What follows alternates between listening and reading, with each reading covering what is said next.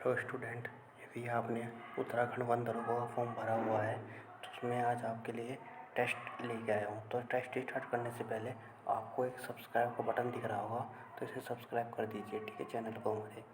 तो स्टार्ट करते हैं। जैसे कि पहला क्वेश्चन दिख रहा है इसमें, पुष्प का नर प्रजनन अंग कौन सा होता है। तो इसमें आपको सही आंसर बताना है और कमेंट करके बताना है यदि आप इसे ऑफलाइन भी देख रहे हैं, ठीक है। तो इसका सही आंसर हो जाएगा पुंकेसर। तो पुंकेसर होता है पुष्प का नर प्रजनन अंग होता है। आगे चलते हैं। आम में कौन सा विटामिन पाया जाता है। तो हमें बताना है आम में कौन सा विटामिन पाया जाता है। तो इसका सही आंसर हो जाएगा विटामिन ए और विटामिन सी। ये दोनों ही विटामिन ए और विटामिन सी आम में पाया जाता है। आगे चलते हैं। जाइलम वाहिकाओं की भित्ति किसकी बनी होती है। तो हमें बताना है जाइलम वाहिकाओं की भित्ति किसकी बनी होती है। तो इसका सही आंसर हो जाएगा वसा से, फैट मतलब। आगे चलते हैं। सोनोग्राफी किसके जांचने के लिए की जाती है। तो हमें बताना है सोनोग्राफी किसके लिए जांचने के लिए की जाती है। तो इसका सही आंसर हो जाएगा भ्रूण वृद्धि, जो मतलब बीज जो प्रेगनेंसी के समय भ्रूण हमारे पेट में क्या होता है, गर्भाशय में भ्रूण बनता है, तो उसके जांचने के लिए सोनोग्राफी का प्रयोग करते हैं कि इसकी वृद्धि कितनी हुई है, ठीक है। आगे चलते हैं।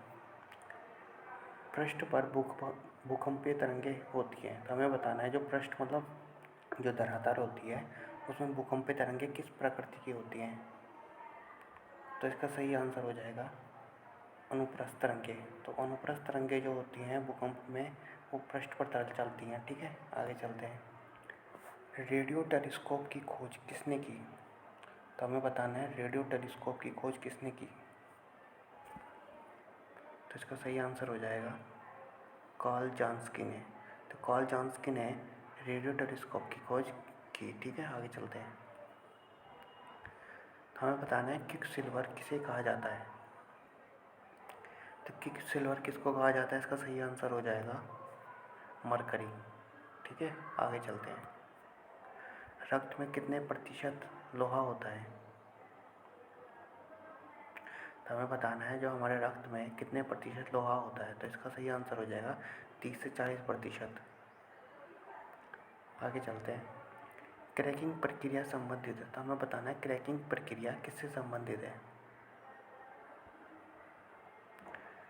तो इसका सही आंसर हो जाएगा पेट्रोल से। आगे चलते हैं। सोने का परमाणु क्रमांक क्या है। तो हमें जो गोल्ड है उसका परमाणु क्रमांक बताना है। तो इसका सही आंसर हो जाएगा 79, याद रखना है। आगे इसमें बताना है एंटीसेप्टिक विलयन में किसका प्रयोग किया जाता है। तो हमें बताना है एंटीसेप्टिक विलयन में किसका प्रयोग किया जाता है। तो इसका सही आंसर हो जाएगा आयोडीन। आयोडीन का प्रयोग कहाँ पर करते हैं, एंटीसेप्टिक के विलयन में करते हैं। आगे चलते हैं। चावल धोने से कौन सा विटामिन नष्ट हो जाता है। बहुत ही इंपॉर्टेंट क्वेश्चन है ये, बहुत बार क्वेश्चन ये जो है पेपरों में आ चुका है। तो इसका सही आंसर हो जाएगा विटामिन B6। तो विटामिन B6 क्या होता है, चावल को धोने से नष्ट हो जाता है। आगे चलते हैं। ध्वनि की तीव्रता किससे मापी जाती है। ध्वनि की तीव्रता किससे मापी जाती है। तो इसका सही आंसर हो जाएगा फोनोमीटर, ठीक है। आगे चलते हैं। कैल्वेराइट किसका अयस्क है। हमें बताना है कैल्वेराइट किसका अयस्क है। तो इसका सही आंसर हो जाएगा सोने का, मतलब गोल्ड का। तो कैल्वेराइट किसका अयस्क है, गोल्ड का। आगे चलते हैं। ग्रीनोसाइट किसका अयस्क है। तो हमें बताना है ग्रीनोसाइट किसका अयस्क है। तो इसका सही आंसर हो जाएगा कैडमियम का। आगे चलते हैं। चाकू से काटी जा सकने वाली धातु कौन सी है। तो हमें बताना है चाकू से जो धातु को काट सकते हैं वो धातु कौन सी है। तो उसका सही आंसर हो जाएगा पोटेशियम। पोटेशियम को हम चाकू से काट सकते हैं। आगे चलते हैं। मोती किससे मिलकर बना होता है। तो हमें बताना है मोती किससे मिलकर बना होता है। तो इसका सही आंसर हो जाएगा कैल्शियम कार्बोनेट। तो कैल्शियम कार्बोनेट से मोती बनते हैं। आगे चलते हैं। भूपर्पट्टी में सर्वाधिक मात्रा में पाया जाने वाला धातु क्या है? तो हमें पूछा है भूपर्पट्टी में सर्वाधिक मात्रा में पाया जाने वाला धातु क्या है? तो इसका सही आंसर हो जाएगा एल्युमिनियम। जो एल्युमिनियम होता है वो क्या होता है, सबसे ज़्यादा होता है, ठीक है। वो धातु, यदि आपसे पूछा जाए धातु तो वो एल्युमिनियम हो जाएगी। यदि तत्व पूछा जाए तो ऑक्सीजन आएगा, ठीक है। यदि भूपर्पट्टी में सर्वाधिक मात्रा में धातु पूछा जाए तो एल्युमिनियम, और यदि तत्व पूछा जाए तो ऑक्सीजन होगा, ठीक है। आगे चलते हैं। कौन सी उत्कृष्ट गैस वायुमंडल में नहीं पाई जाती? तो हमें बताना है कौन सी अक्रिय गैस वायुमंडल में नहीं पाई जाती है। तो ये सही, इसका सही आंसर हो जाएगा रेडॉन। जो रेडॉन है ये वायुमंडल में नहीं पाई जाती है। आगे चलते हैं। हाइड्रोजन को जलाने से क्या प्राप्त होता है? तो इसका सही आंसर हो जाएगा जल। इसीलिए यह पर्यावरण के क्षेत्र में इसका प्रयोग फ्यूल के रूप में किया जा रहा है आजकल, ठीक है। आगे चलते हैं। भारी जल की खोज किसने की? तो हमें बताना है भारी जल की खोज किसने की। तो इसका सही आंसर हो जाएगा हेराल्ड उरे। तो कभी कभी ऑप्शन में उरे ही लिख कर दे देता है मात्र, तो आपको याद रखना है पूरा नाम हेराल्ड उरे। आगे चलते हैं। जीन थेरेपी का जनक कौन है? तो हमें बताना है जीन थेरेपी का जनक कौन है। तो इसका सही आंसर हो जाएगा एंडरसन। एंडरसन जो है जीन थेरेपी के जनक है। आगे चलते हैं। सब्जियों के अध्ययन किसके अंतर्गत किया जाता है? सब्जियों का अध्ययन किसके अंतर्गत किया जाता है? तो इसका सही आंसर हो जाएगा ओलेरी कल्चर। तो ओलेरी कल्चर में सब्जियों का अध्ययन किया जाता है। आगे चलते हैं। विटामिन सी की खोज किसने की? तो विटामिन सी की खोज किसने की हमें बताना है। तो विटामिन सी की खोज होलकट ने की है। किसने की है? होलकट ने।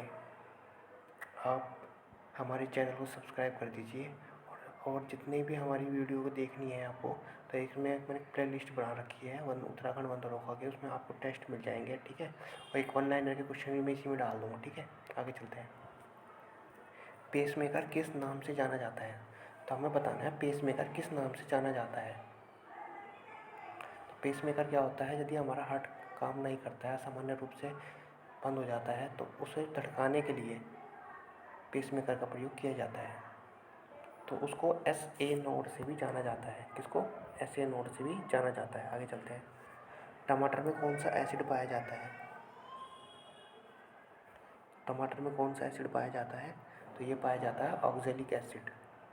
जो किसका कारण होता है, इसके कारण क्या होता है, जो हमारे स्टोन है किसमें, पित्ताशय में, उसमें क्या हो जाता है, स्टोन बन जाता है, जिसे हम क्या बोलते हैं, पथरी बोलते हैं। ये इसी के कारण बनता है ऑक्जेलिक एसिड के कारण, ठीक है। आगे चलते हैं। लोही किस जंतु अथवा पादप की नस्ल है? तो हमें बताना लोही। तो लोही किस जंतु या अथवा पादप की नस्ल है? तो यह है भेड़ की। आगे चलते हैं। BCG के टीके का आविष्कार किसने किया? तो हमें बताना, बहुत ही क्वेश्चन पूछा गया है बार बार। BCG के टीके का आविष्कार किसने किया? तो ये किया था कैमलेट व कैमली गुएरिन। कैमलेट व कैमली गुएरिन। आगे चलते हैं। Next question.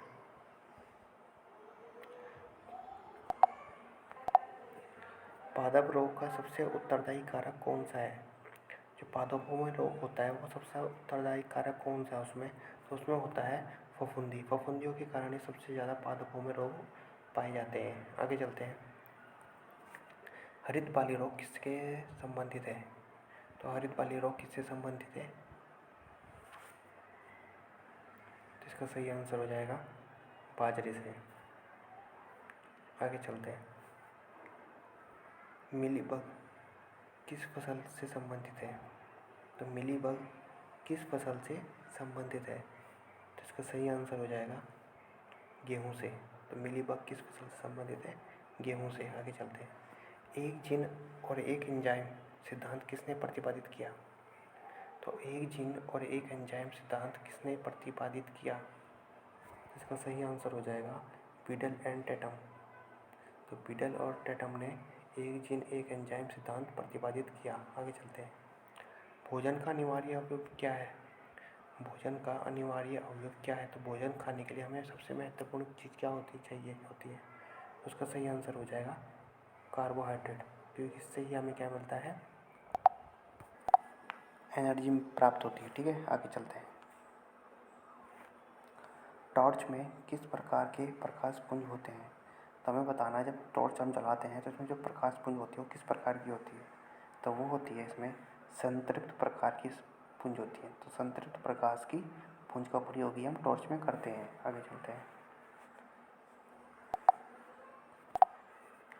सिनेमा के पर्दों पर किस प्रकार का प्रतिबिंब बनता है? ये सही कर लीजिएगा, सिनेमा के पर्दों है, ठीक है, पर किस प्रकार का प्रतिबिंब बनता है? तो इसका सही आंसर हो जाएगा वास्तविक। तो वास्तविक जो प्रतिबिंब बनता है कहाँ पर बनता है? वो सिनेमा के पर्दों पर। आगे चलते हैं। मैग्नीशियम के दहन से कौन सा उत्पाद बनता है? तो मैग्नीशियम के दहन से कौन सा उत्पादक बनता है? तो ये है इसका सही आंसर क्षार, मतलब बेस। ठीक है, आगे चलते हैं। किस धातु को पानी में डुबा कर रखा जाता है? तो इसका सही आंसर हो जाएगा श्वेत फास्फोरस। आगे चलते हैं। निम्न अभिक्रियाओं में से कौन से एक साथ साथ होते हैं? तो हमें बताना है, जो निम्न अभिक्रियाएं दी हुई हैं उनमें कौन एक साथ साथ हो सकती हैं? तो इसका सही आंसर हो जाएगा उदासीनीकरण और विस्थापन। तो उदासीनीकरण होते हैं और विस्थापन होते हैं, वो एक साथ हो सकते हैं। ठीक है, आगे चलते हैं। निम्न में से किस में आयनिक बॉन्ड नहीं होता है? तो हमें बताना है किस में आयनिक बॉन्ड नहीं होता है। तो इसका सही आंसर हो जाएगा मीथेन। मीथेन जो है इसमें क्या होता है? आयनिक बॉन्ड नहीं होता है, इसमें क्या होता है? सहसंयोजक बॉन्ड होता है। ठीक है, तो आज का हमारा लास्ट क्वेश्चन है, इनमें से किस माध्यम में प्रकाश का झुकाव अभिलंब की ओर सबसे अधिक होगा? तो ये पूछ रहा है किस माध्यम में प्रकाश का झुकाव अभिलंब की ओर सबसे अधिक होगा। तो वो माध्यम कौन सा होगा? जो जितना हार्ड होगा वो उस अभिलंब की ओर उतना ही झुकता है। तो इनमें सबसे हार्ड कौन सा है? पानी हवा से हार्ड है। ठीक है, निर्वात तो सबसे ही हल्का हार्ड हो गया, मुलायम हो गया। और सबसे लास्ट में क्या आता है? कांच। कांच सबसे क्या इन तीनों से हार्ड है। तो क्या हो जाएगा इसका आंसर? कांच। तो आज हमने इसमें 40 क्वेश्चनों को हमने कवर किया टेस्ट के रूप में। आपको क्वेश्चन कैसे लगा हमें कमेंट करके ज़रूर बताएं। Thank you for watching my video. Thank you.